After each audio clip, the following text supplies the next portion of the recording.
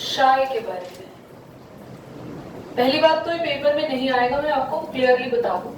ये एक थोड़ा सा ना आउट ऑफ कोर्स टाइप का टॉपिक है, बट आपको पढ़ना इसलिए जरूरी है क्योंकि शाय एक एडवांस एटॉमिक मॉडल है। थोड़ा पढ़ा रदरफोर्ड, बोहर, ये सब है ना। जैसे बोहर खत्म होता है ना तो बोहर से एक एडवांस मॉडल आता है, ये जो अभी हम पढ़ रहे हैं, wave mechanical model. Modern technology के मॉडल इसे कहते हैं। इसने एटम के बारे में ना कुछ ऐसी चीजें बताई है जो अब आप आगे पढ़ोगे ना एटम के बारे में, वो इसी ने क्लियर किया, बोहर ने नहीं बताया था। साथ ही ये एंट्रेंस के लिए इंपॉर्टेंट है। वैसे आपसे एग्जाम्स में से बहुत रेयर एग्जाम में आ गया तो ये पैराग्राफ आएगा, फिजिकल सिग्निफिकेंस ऑफ शाय, तो इसलिए मैंने लिखवा दिया, ये पूछा जाएगा। सबसे पहले शाय है क्या? शाय हमें बताता है कि अगर न्यूक्लियस के चारों तरफ इलेक्ट्रॉन घूम रहे हैं तो इलेक्ट्रॉन की जो मूवमेंट होती है, मूवमेंट ऑफ इलेक्ट्रॉन, वो किस पर बेस्ड होती है? Wave nature. मतलब इलेक्ट्रॉन, आपको अब तक लगता था, बोहर मॉडल में भी हमने पढ़ा था कि इलेक्ट्रॉन ऐसे सर्कुलर पैटर्न में घूमता है। बोहर ने भी तो यही बताया था कि इलेक्ट्रॉन कहां घूमता है, एक सर्कुलर पाथ में, एक सर्कुलर ऑर्बिट में। हमने यही पढ़ा है ना। बट इस मॉडल ने हमें अपनी पिक्चर को चेंज करा। उसने बताया इलेक्ट्रॉन ऐसे नहीं घूमता बल्कि ऐसे घूमता है। शॉकिंग। मींस इलेक्ट्रॉन घूमता तो सर्कुलर ऑर्बिट में है, बट वो सर्कुलर ऑर्बिट में क्या बनाते हुए घूमता है? वेव बनाते हुए। समझ में आ रहा है? और इस वेव का, जितनी इसकी वेव की हाइट होगी वो डिटरमिन करेगा psi. Psi will tell you the amplitude of wave. तो अगर एग्जाम में दो शाय की वैल्यू दे दी गई और तुमसे पूछा गया which electron is moving up to the higher distances, which electron covering the higher distances, तो आप शाय की ग्रेटर वैल्यू से समझ जाओगे उसकी वेव की हाइट ज्यादा हो जाएगी तो वो ज्यादा डिस्टेंस को कवर करेगा। अब शाय स्क्वायर क्या होता है? शाय स्क्वायर क्या होता है? इसको बोलते थे प्रोबेबिलिटी। प्रोबेबिलिटी क्यों बोला गया?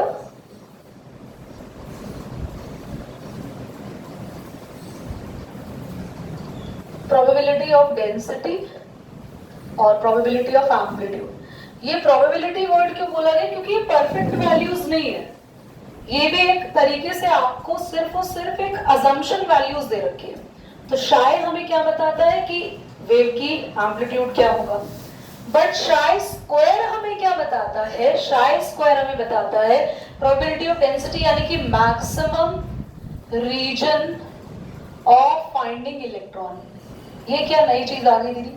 आपको मैंने एक जो चीज बताई है, मैंने वेव बना के बताया, मुझे एक बात बताना, क्या इलेक्ट्रॉन इसी सर्कल में घूम रहा है?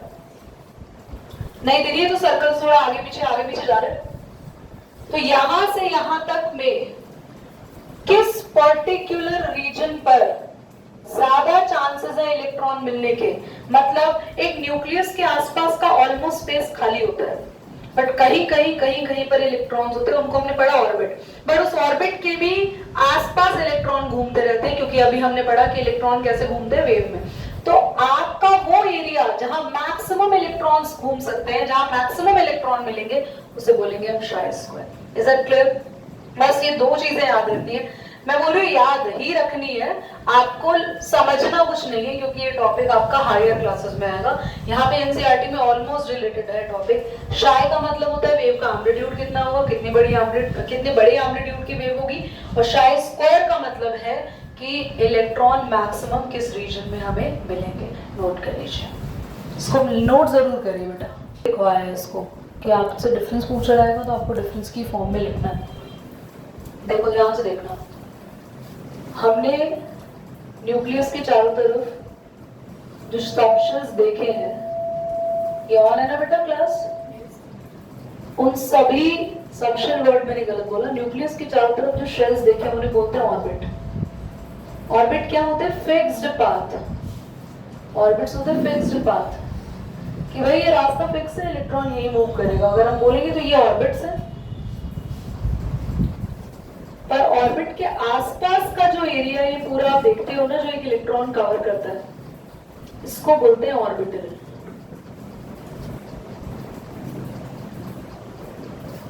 समझ आ रहा है ऑर्बिट क्या है, ऑर्बिटल क्या है? ऑर्बिट एक फिक्स्ड पाथ है और ऑर्बिटल ऑर्बिट के आसपास का स्पेस है जहां इलेक्ट्रॉन मिल सकता है हमें। वो यहां भी मिल सकता है, यहां भी मिल सकता है। तो यहां से आता का पूरा ही बना ऑर्बिटल। ऑर्बिट एक 2D स्ट्रक्चर को दिखाता है, क्योंकि सर्कल 3D स्ट्रक्चर नहीं होता। Circle is like this bangle circle, it can not 3D। But अगर मैं इस बैंगल को जिगजैग जिगजैग जिगजैग बना दूं और फिर हम अलग अलग जगह से देखें तो इसके डिफरेंट डिफरेंट शेप्स दिखेंगी ना, तो तब ये 3D स्ट्रक्चर में हो गया। ऑर्बिटल 3D स्ट्रक्चर में होता है और ऑर्बिट 2D स्ट्रक्चर में। नाउ इन दोनों के लिए खास बात है, ऑर्बिट का सर्कुलर शेप होता है फिक्स, और कोई इसकी शेप है ही नहीं क्योंकि 2D है। और इसकी क्या होती है? Different shapes.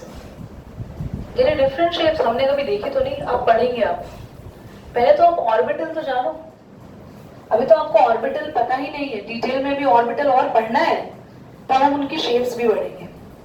नाउ ऑर्बिट हो गया, ऑर्बिटल हो गया। याद करो 9th क्लास में हमने इलेक्ट्रॉन कैसे फिल होते थे, हमने पढ़ा था। एक फॉर्मूला होता है 2n²। फिर हमने पढ़ा था फर्स्ट ऑर्बिट यानी 1 पुट करेंगे, याद आया? सेकेंड ऑर्बिट यानी कि 2 पुट करेंगे।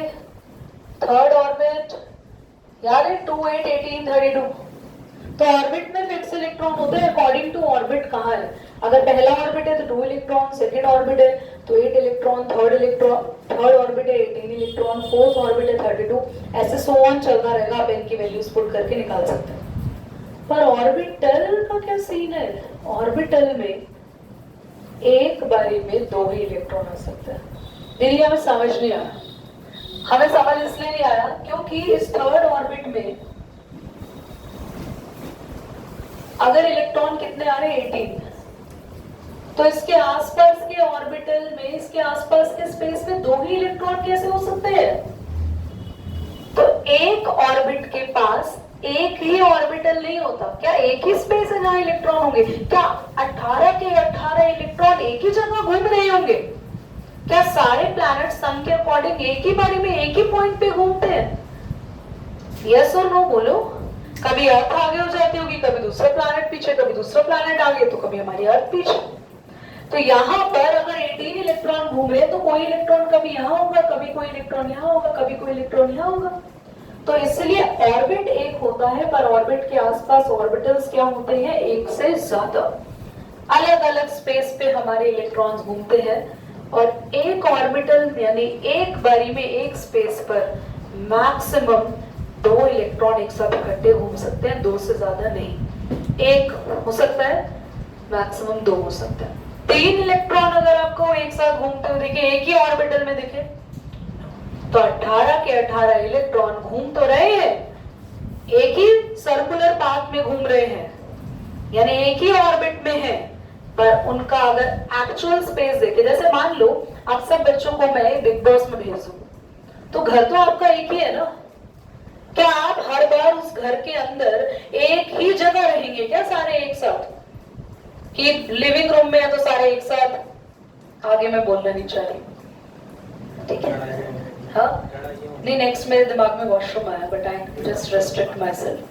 तो भाई आप अलग अलग जगह है ना रूम के अंदर, आप घर में अलग अलग जगह है ना। ऐसे ही घर है एक पूरा ऑर्बिट जिसमें एक साथ बता दिया कि 18 इलेक्ट्रॉन एक साथ हो सकते हैं, पर 18 इलेक्ट्रॉन अलग अलग जगह अलग अलग ठिकाने पर है। वो अलग अलग ठिकाने क्या है? ऑर्बिटल। और एक घर में क्या एक ही कमरा होता है? नहीं। तो एक ऑर्बिट में भी एक ऑर्बिटल नहीं होता, ऑर्बिटल्स बहुत सारे होते हैं। और एक ऑर्बिटल में कितने इलेक्ट्रॉन आ सकते हैं? मैक्सिमम 2। समझ में आ गया? पक्का है? फंडा क्लियर है? चलो आगे बढ़ते हैं। तुम्हारे घर का एड्रेस बताना मुझे, कोई भी एक बच्चा। हाँ नहीं, मैं अगर आपके घर का एड्रेस पूछती हूँ, suppose I am going to ask the address of your house, so what you will tell first? सबसे पहले आप अपने घर के आसपास का कोई ब्लॉक है तो ब्लॉक बताता है, जैसे C block, B block. Block के बाद आप अपने घर के आसपास का कोई फेमस एरिया जो भी आप लगाते हैं, उस एरिया के बाद आप उस पर्टिकुलर किस सिटी में रहते हैं, you will going to name that city और you will going to name that town, and after that you will going to give the name of the state and then country. क्या आपसे अगर कोई address पूछता है तो सीधा India बता के काम खत्म?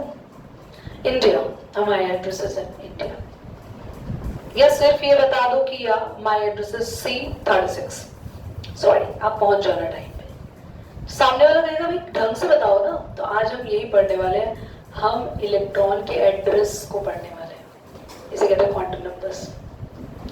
इलेक्ट्रॉन का एड्रेस मतलब कि अगर मैं तुमसे पूछूं कि भैया एक इलेक्ट्रॉन है वो कहाँ पे है, तो सबसे पहले आपको बताना पड़ेगा उसका प्रिंसिपल क्वांटम नंबर।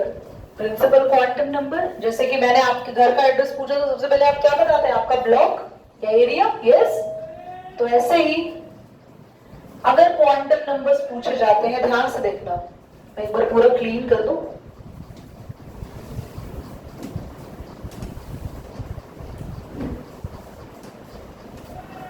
अगर आप क्वांटम नंबर्स की बात करें, अगर आपको इलेक्ट्रॉन का एड्रेस डिफाइन करना है तो सबसे पहले क्वांटम नंबर आता है प्रिंसिपल क्वांटम नंबर, जिसे रिप्रेजेंट करते हैं स्मॉल n से।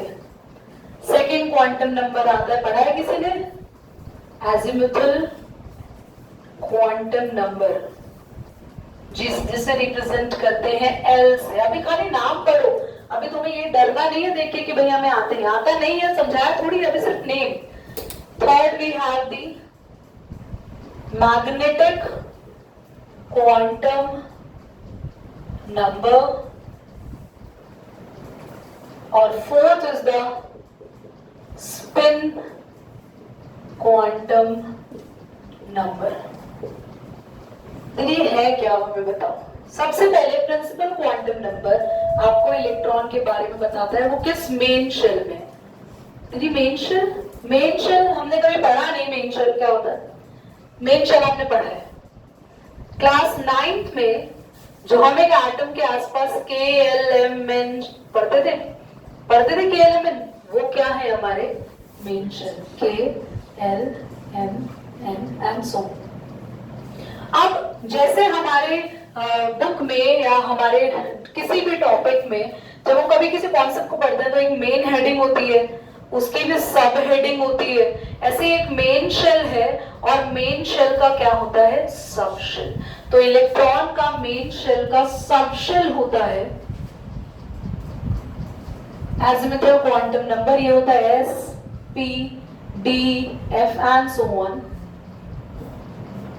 उसके बाद अभी जो हमने पढ़ा कि इलेक्ट्रॉन किस ऑर्बिटल में है, वो कौन बताता है मैग्नेटिक क्वांटम नंबर। देखिए ऑर्बिटल के नाम नहीं होते, नहीं ऑर्बिटल के नाम नहीं होते, थोड़ा सा है वैसे, अगर मैं बताऊं वैसे ऑर्बिटल के नाम, चलो सुन लो।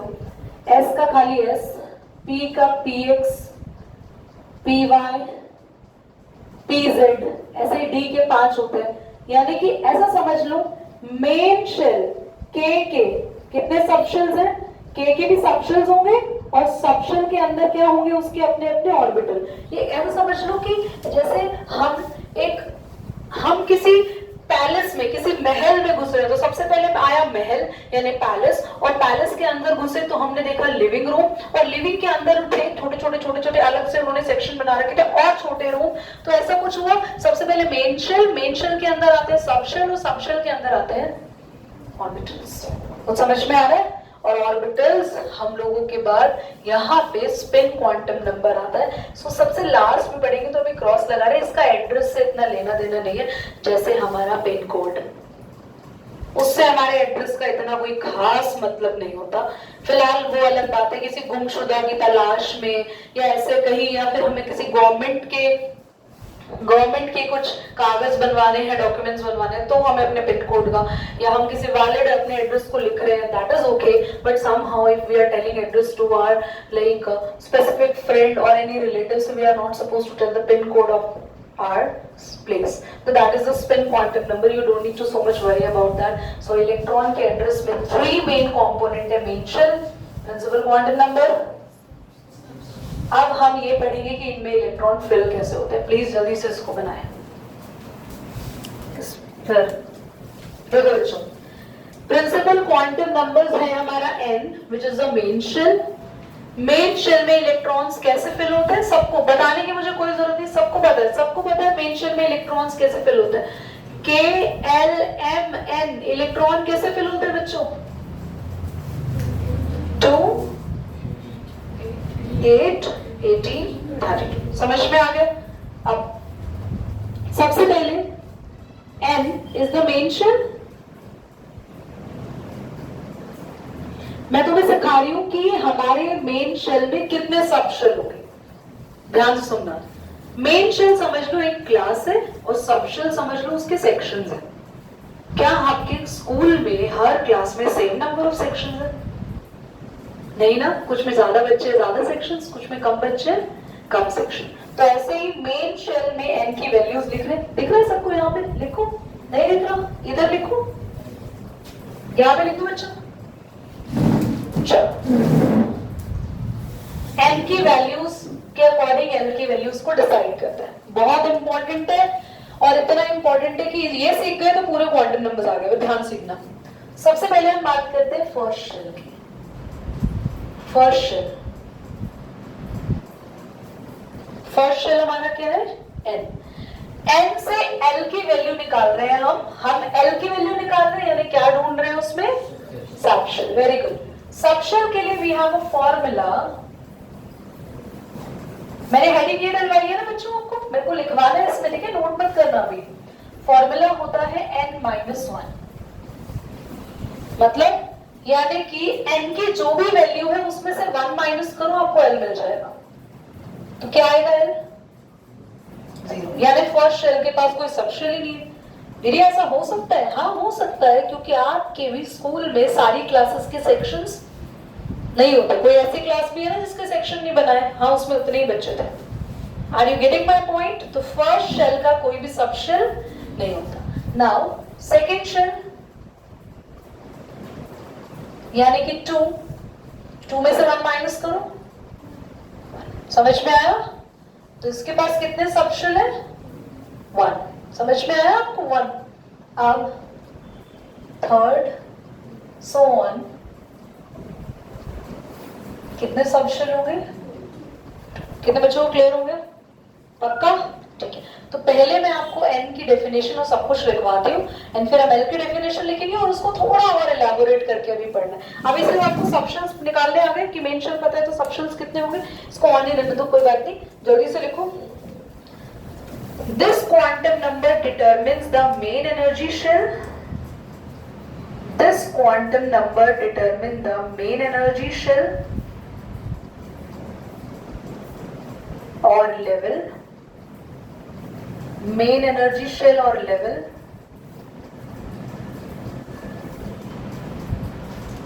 It is denoted by small n.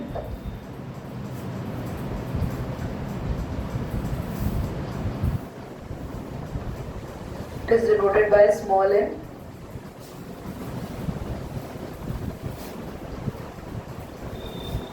Okay. The value of n can be. The value of n can be. अब जल्दी जल्दी ना वैल्यूज लिखते जाना और उनके ब्रैकेट में उनका नंबर भी लिखते जाना, नेम भी लिखो. 1 कौन सा सबशेल होगा? ब्रैकेट में लिखो k. सेकेंड सबशेल कह रही हूं, main shell. Second main shell का नेम L. ब्रैकेट में लिख लेना L. Capital L. हाँ, हमने KLMN लिखा था ना, मैंने इरेज कर दिया. देखो इधर, हमने ऐसा लिखना है 1K 2L 3M 4N and so on. First main shell को K कहते हैं, सेकंड मेन शेल को L कहते हैं, थर्ड। अब देखिए आपने हमें इसके तो नाम बता दिए, बट हमें इसके तो नाम अभी पता ही नहीं, नाम नहीं पता ना, तो अभी इसके भी नाम हम पता लगाएंगे। क्लियर हो गया पहले यहाँ तक? चलो एक लाइन और इसमें लिखो जल्दी से, अगर आपने लिख दिया तो। Principal quantum number